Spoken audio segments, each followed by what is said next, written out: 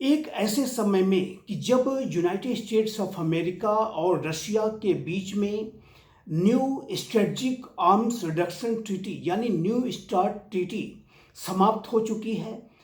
ऐसे में ये रिपोर्ट्स हैं कि यूनाइटेड स्टेट्स ऑफ अमेरिका अपने B-52 स्ट्रेटजिक बॉम्बर्स की जो इंटायर फ्लीट है उसकी न्यूक्लियर कैपेबिलिटी को रिस्टोर कर सकता है।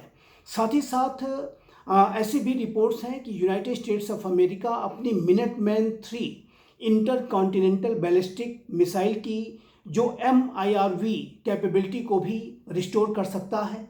और जाहिर है कि अभी तक न्यू स्टार्ट ट्रीटी की वजह से इस तरीके की जो आर्म्स के डिप्लॉयमेंट पर, उसकी न्यूक्लियर कैपेबिलिटी के रिस्टोरेशन पर एक सीमा लगा करके रखी गई थी। और अब जब न्यू स्टार्ट ट्रीटी कोलैप्स हो गई है, ऐसे में यूनाइटेड स्टेट्स ऑफ अमेरिका की जो सेना है वो इस तरीके की कैपेबिलिटीज़ को जो कि अभी तक रोक करके रखी गई थी उसको रिस्टोर करने के लिए तैयार है।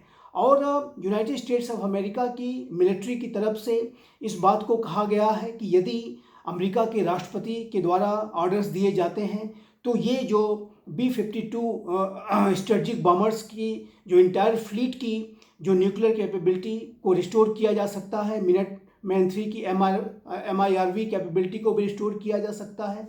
और आने वाले समय में यूनाइटेड स्टेट्स ऑफ अमेरिका तेज़ गति से अपने वेपन्स को डेवलप भी कर सकता है और उसे डिप्लॉय भी कर सकता है। और ये जो न्यू स्टार्ट ट्रीटी का कोलैप्स करना जाहिर है कि पूरे विश्व के लिए एक चिंता का विषय है। और जिस तरीके से आज महाशक्तियों के बीच में एक रणनीतिक अनिश्चितता बढ़ती जा रही है, विश्वास का संकट गहराता जा रहा है, आर्म्स कंट्रोल को लेकर के जो बनी हुई रिजीम्स थी वो अब टूट रही हैं। पहले ही INF ट्रीटी कोलैप्स कर चुकी थी, अब न्यू स्टार्ट ट्रीटी भी कोलैप्स कर गई है। और महाशक्तियों के बीच में एक वर्चस्व की प्रतिद्वंद्विता दिखाई देती है, अति महत्वाकांक्षाएं विश्व के नेताओं में दिखाई देती है। तो ऐसे में ये जो पूरी स्थिति है वो पूरे विश्व को एक नए शीत युद्ध में ले जा सकती है। और ये पूरे विश्व में जो स्ट्रेटजिक स्टेबिलिटी को जाहिर है कि एक बड़ा खतरा पैदा हो सकता है।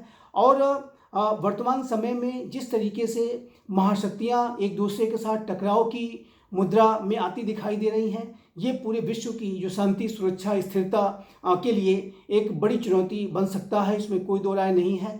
और जाहिर है कि आज ऐसे समय में कि जब पूरी दुनिया नापाकी हथियारों की जखीरों पर बैठी हुई है, ऐसे में आर्म्स कंट्रोल रिजीम्स का इस तरीके से कोलैप्स करना और राष्ट्रों का अपनी कैपेबिलिटीज़ को रिस्टोर करने के लिए कदम बढ़ाना, नापाकी अस्त्रों के टेस्ट के लिए कदम बढ़ाना, ये जाहिर है कि ये पूरे विश्व के लिए अच्छी खबर नहीं है। पूरे विश्व के भविष्य के लिए ये निसंदेह अच्छे संकेत नहीं हैं।